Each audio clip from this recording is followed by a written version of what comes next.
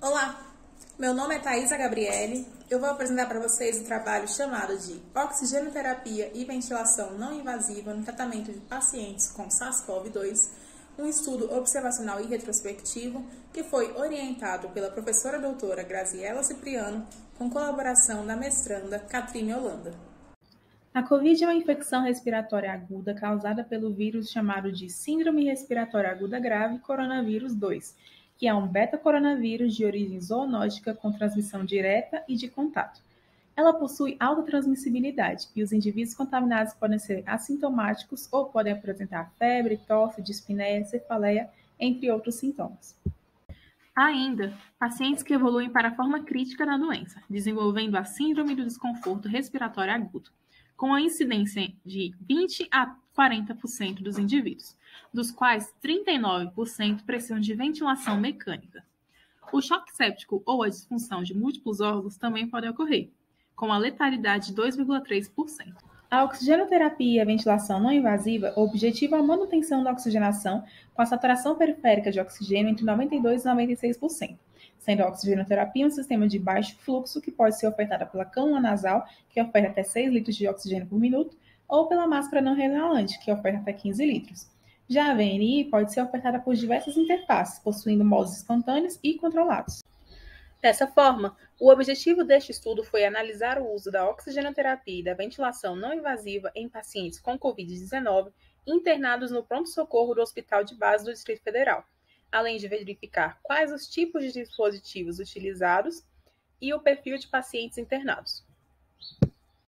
Este é um estudo observacional e retrospectivo aprovado pelo Comitê de Ética com amostra não probabilística, não intencional por conveniência, obtida pelos prontuários dos pacientes com diagnóstico de Covid-19 internados no pronto-socorro entre abril de 2020 e maio de 2021, de ambos os sexos e maiores de 18 anos.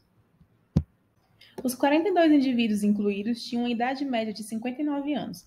A maioria era do sexo masculino e com alguma comorbidade, principalmente a hipertensão arterial sistêmica. Os medicamentos mais utilizados durante a internação foram os analgésicos e os anticoagulantes. 95% da amostra utilizou o teste SUABE para diagnosticar a COVID, e todos os pacientes foram admitidos com algum grau de comprometimento pulmonar, sendo a maioria acima de 50%.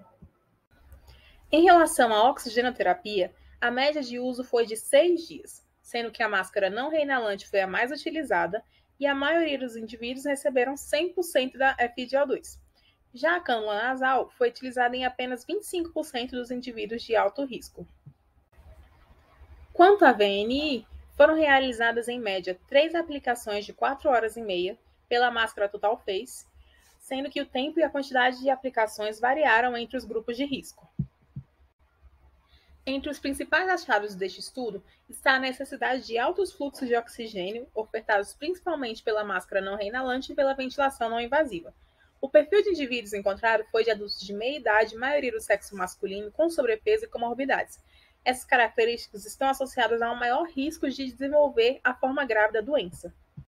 Encontramos também uma associação entre a maior idade e maior gravidade da COVID. E existe na literatura a comprovação de que indivíduos com mais de 59 anos têm 5 vezes mais chances de desenvolver quadros severos da doença. Um outro achado foi a incerteza de quais critérios foram empregados para iniciar a suplementação de oxigênio, visto que, por mais que todos os pacientes apresentassem algum grau de desconforto respiratório na admissão, 48% desses pacientes receberam a oxigenoterapia mesmo com a saturação periférica de oxigênio maior que 94%. Este é um importante ponto a ser discutido, pois sabe-se que altas concentrações de oxigênio no sangue são lesivas devido à sua toxicidade, sendo importante evitar uma superexposição. Encontramos alguns equívocos em relação à escolha da interface de acordo com o fluxo necessário. Por exemplo, alguns indivíduos receberam por meio da cânula nasal mais de 6 litros de oxigênio por minuto, que é o máximo recomendado para essa interface, além de outros indivíduos receberem menos de 15 litros por minuto na máscara não reinalante, trazendo riscos de reinalação de dióxido de carbono. Indivíduos com pior oxigenação precisaram de maiores fluxos de oxigênio. Logo, dos 42 pacientes em uso de oxigenoterapia, 30 utilizaram a VNI e 17 necessitaram da ventilação mecânica invasiva, que são modalidades que entregam maiores fluxos de oxigênio. As descobertas relatadas aqui fortalecem a importância da prática baseada em evidências para que a oxigenoterapia seja utilizada de forma consciente, levando em conta suas indicações, objetivos e possíveis efeitos deletérios. Muito obrigada!